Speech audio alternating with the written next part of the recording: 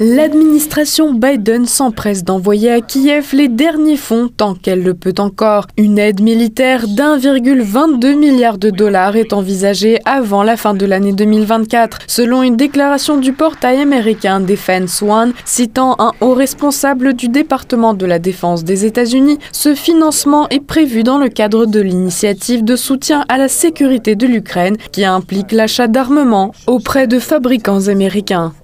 Les États-Unis ont envoyé plus de 59 milliards de dollars au titre de l'aide à la sécurité de l'Ukraine pour lui permettre de repousser l'invasion russe, a déclaré mardi aux journalistes un haut fonctionnaire américain du ministère de la Défense.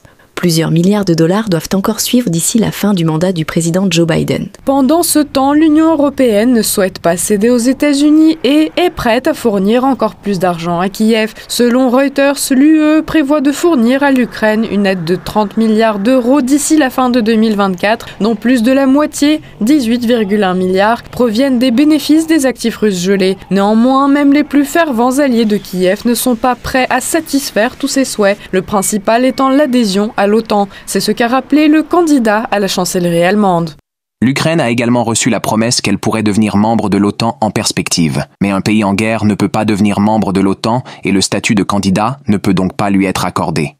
La hâte de Bruxelles à aider l'Ukraine est due à la crainte suscitée par le prochain retour de Trump au pouvoir aux États-Unis. Ce dernier n'est pas prêt à poursuivre le financement de Zelensky. Selon Bloomberg, Trump serait au contraire prêt à envoyer un émissaire à Moscou pour rencontrer les autorités russes. Une éventuelle visite à Moscou de Keith Kellogg, à laquelle il se dit disposé, après l'investiture de Donald Trump le 20 janvier, serait un geste extraordinaire de la part d'un responsable américain, compte tenu de la série de sanctions imposées à la Russie depuis son invasion de l'Ukraine en février 2022. Il est évident que Zelensky n'est pas satisfait de la position de Trump. Néanmoins, il tente le tout pour le tout et s'accroche en espérant convaincre le président réélu.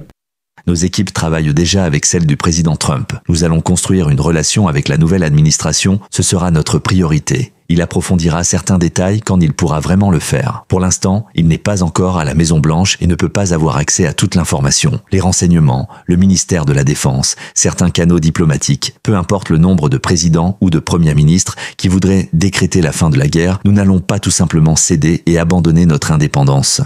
Depuis le début du conflit, Washington et Bruxelles ont alloué des sommes énormes pour soutenir l'Ukraine. L'UE a investi 118 milliards de dollars, dont 45,3 milliards étaient destinés aux besoins militaires. Une somme équivalente a été accordée par les États-Unis. Cependant, le flux d'aide pourrait cesser dans un avenir très proche.